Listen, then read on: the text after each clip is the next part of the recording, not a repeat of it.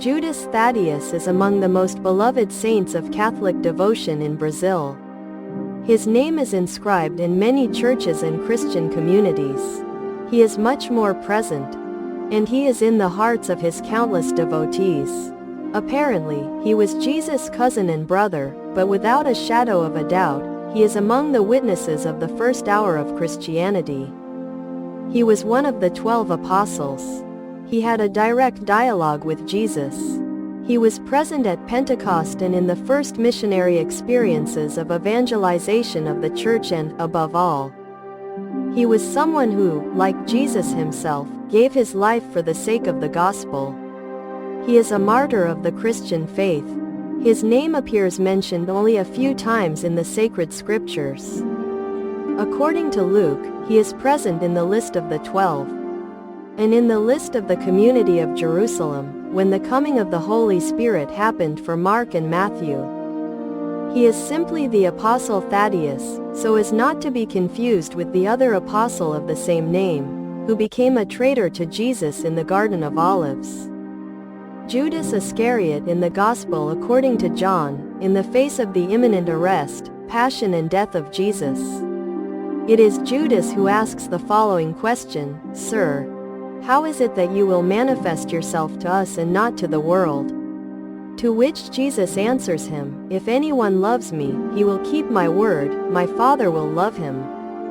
And we will come and make our dwelling with him, the Holy Spirit, whom the Father will send in my name.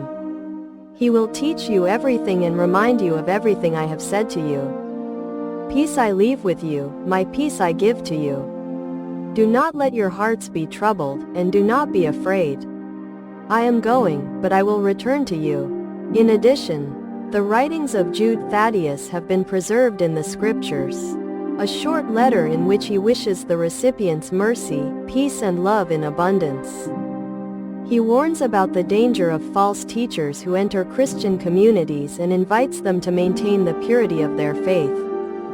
He considers false teachers to be like clouds without water that pass by, carried by the wind, or trees in late autumn, without fruit, but above all, people without the Holy Spirit. He proposes to the faithful some fundamental points for the cultivation of the Christian life: faith, prayer, awareness of God's unconditional love, unshakable trust in the mercy of Jesus, the practice of mercy towards others and fraternal mutual assistance. The Christian tradition, from the beginning, has recognized the importance of Jude Thaddeus in the group of the 12 apostles and in the first proclamation of the gospel, immediately after the death of Jesus and the coming of the Holy Spirit. He was among those directly responsible for continuing the proclamation of the kingdom and the testimony of Jesus' message. After the apostles received the Holy Spirit and began building the church and evangelizing the people, Judas Thaddeus began preaching in Galilee. He then traveled to Samaria and other Jewish populations. He took part in the first foundation of the church in Jerusalem in the following year 50. He went on to evangelize Syria, Armenia and Mesopotamia in present-day Iraq, where he joined another apostle, Simon the Zealot, who was evangelizing Egypt. Judas Thaddeus' preaching and testimony were so prophetic and powerful that they attracted and captivated many people, leading to their conversion to Christianity. He showed that his adherence to Jesus Christ was complete and unconditional. According to Saint Jerome, the apostle preached and evangelized there, as well as throughout Mesopotamia.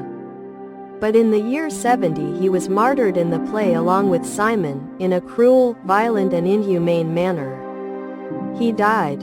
There are blows from the axe delivered by a crowd incited by priests of a pagan religion who felt threatened by the growth of the Christian faith. They tried to force them to worship the goddess Diana, and when they refused, they were killed due to their martyrdom.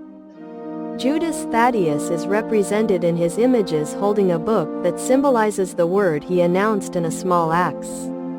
The instrument of his martyrdom, October 28, was chosen by the Church to celebrate the life and testimony of faith of this important apostle of Jesus.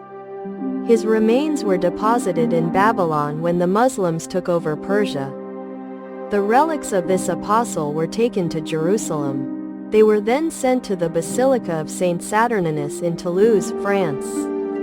They were later transferred to the Basilica of Saint Peter in Rome, where countless pilgrims today go to venerate them. Since the early days of Christianity, Saint Jude Thaddeus has been invoked as a protector. In the face of great needs, he is considered the protector of hospitals and of impossible, lost and desperate causes. There are countless testimonies of devotees who thank God for the graces obtained through the intercession of Saint Jude Thaddeus. Oh, beloved Saint Jude Thaddeus, strength at the ready.